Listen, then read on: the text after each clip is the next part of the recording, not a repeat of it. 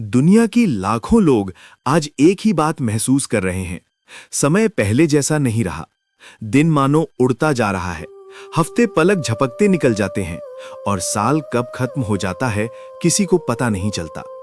पहले लोग कहते थे कि समय धीरे चलता है, लेकिन अब समय ऐसी रफ्तार से भाग रहा है कि 24 घंटे का दिन भी छोटा लगने लगा है।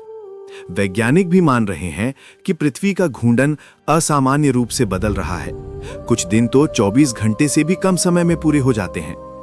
लेकिन ये बात विज्ञान से पहले भविष्यमालिका में लिखी जा चुकी है। अच्युतानंद दास ने कहा था कि जब समय मनुष्य के हाथ से फिसलने लगेगा, तब समझो कि पुराना युग समाप्त हो रहा है। 2026 से 2032 तक का यही कालचक्र परिवर्तन हर तरफ दिखाई दे रहा है।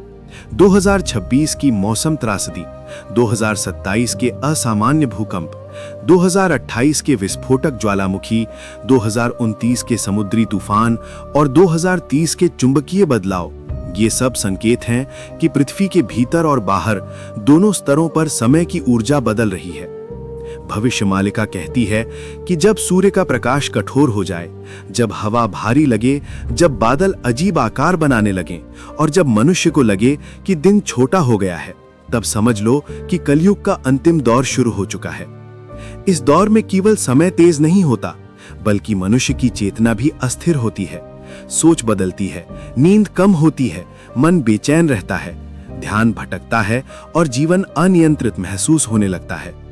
ये वही अदृश्य परिवर्तन है जिसे संतों ने कभी प्रलय नहीं बल्कि बृहत रूपांतरण कहा था। इसका उद्देश्य मनुष्य को डराना नहीं, जगाना है, ताकि वो समझ सके कि अब संसार का बाहरी ढांचा नहीं बल्कि भीतरी आधार बदल रहा है। आने वाले वर्षों में समय और तेज लगेगा, दिन और छोटा महसूस होगा और जीवन की गति इंसान की मानसिक क्षमता से आगे निकल जाएगी। और इसी समय में सवाल उठेगा कि इस दौड़ते समय में स्थिर कौन रह पाएगा। भविष्यमालिका इसका उत्तर साफ देती है कि जिसके भीतर नाम होगा वही अडिग रहेगा। इसलिए चाहे पृथ्वी की रफ्तार बढ़े, चाहे समय सिकुड़ जाए, चाहे कलयुग का अंत निकट आए, अब मनुष्य को केवल राम नाम का ही सहारा है। वही शक्ति है जो इस बदलते समय में रक्षा कर सकती है, संबल दे सकती है और दिशा दिखा सकती है। कमेंट में लिखें जय श्री राम।